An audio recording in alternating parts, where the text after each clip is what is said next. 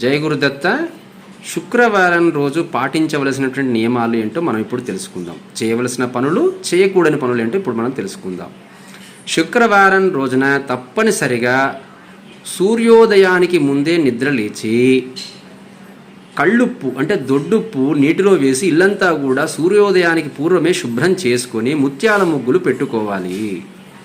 అలాగే తలస్నానం చేయాలి. తప్పనిసరిగా తడి బట్టలతో కాకుండా పొడి బట్టలతో తలారిన తర్వాత దీపారాధన ఇంటిలో చేసుకోవాలి. నెయ్యి దీపారాధన తప్పనిసరి ఇంటిలో పూజా గదిలో చేయాలి.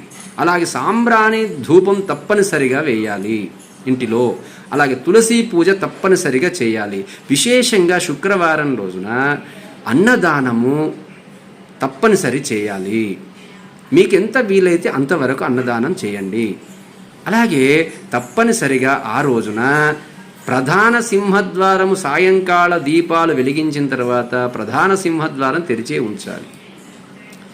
అలాగే చేయకూడని పనులు ఏంటో తెలుసుకుందాం. ఎట్టి పరిస్థితిలో శుక్రవారం రోజున ఇంటిలోని మహిళలను తిట్టకూడదు, అగౌరవపరచకూడదు. అలాగే అప్పు, రుణం ఎవరికి కూడా ఇవ్వకూడదు. అలాగే ఆ రోజున పాలు, పంచదార, పచ్చకర్పూరము, జీలకర్ర, ఉప్పు ఇట్లాంటి ఎవరికి కూడా ఆ రోజున ఇవ్వకూడదు. ఎట్టి పరిస్థితిలో గోర్లు కత్తిరించకూడదు. ఏ విధమైనటువంటి మాంసము మద్యానికి దూరంగా ఉంటే చాలా మంచిది.